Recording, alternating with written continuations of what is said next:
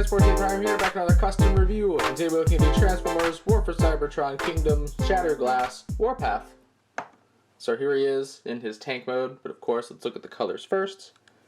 So I used just hand painted blue.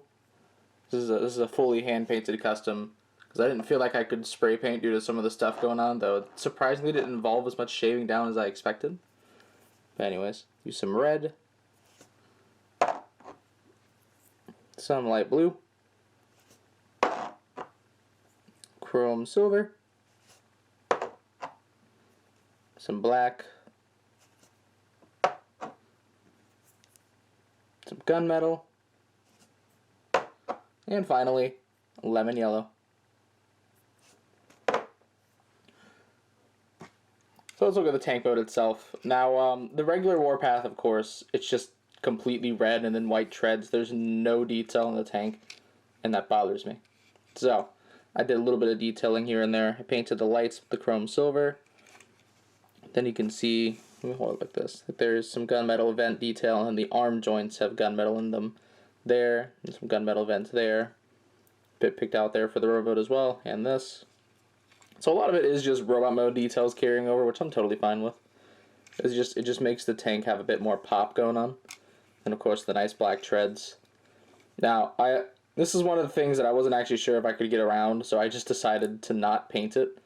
Unfortunately, the tank turret is stationary now, since the paint around this would scratch if I try to rotate it, and I couldn't really figure out a way around it. So I just came to the conclusion of do not move the turret, and we're good.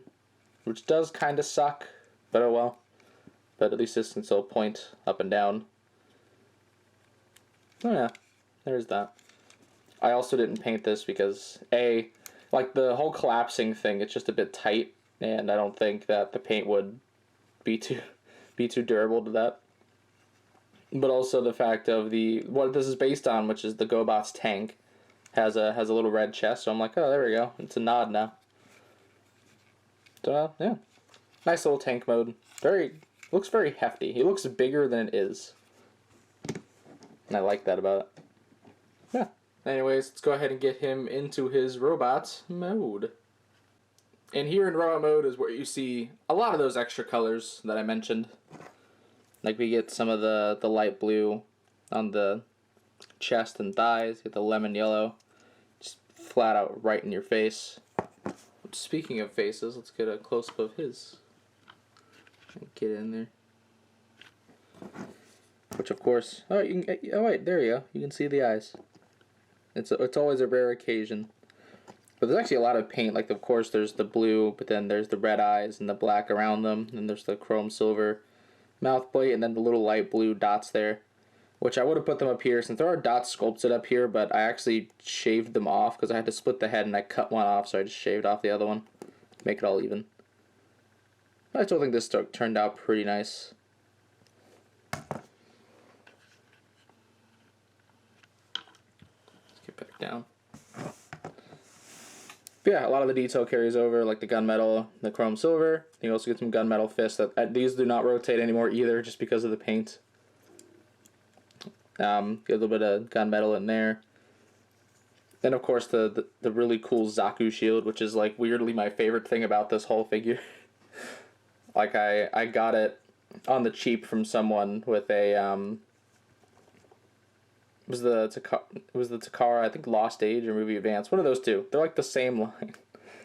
The G1 color Dark Moon Ratchet. Which is why this custom happened at all, because I did not want to pay full price for a figure I really didn't want. Which, I do like this figure. It's just, I like my Warpaths a bit big, and while he isn't, he's very small, and I'm just not a fan of it, but I was like, hey, if I can get it on the cheap, Shatterglass repaint. But you know, if a KO company upscales this thing to like a Voyager, I might end up getting one. And like, maybe I'll redo this custom then, or maybe I'll just keep it as a Warpath, because I do like the mold. The mold's pretty decent. It's just I don't like the size. But yeah, my cameras agree with me, because it's like, no, we can't even look at it anymore. It's too small. But yeah, even this, like I actually like having a little bit of red there. It adds a bit more going on to the chest. But yeah, I made sure this guy was a lot more colorful than the average Warpath since, again, everything is just red.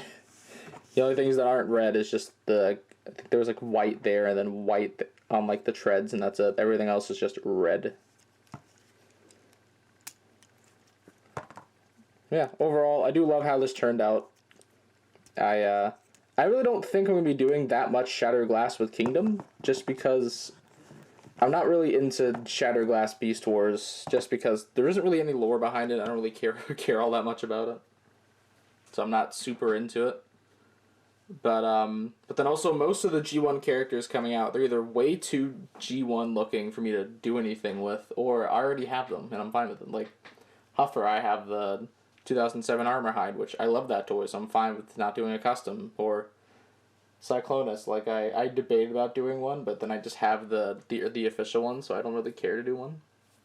I mean, of course, if in the subline, if those come out, I'll totally buy them, but just in terms of doing a custom, I probably won't. The only one I would maybe do with other one I'd maybe do that I know of right now is like Pipes.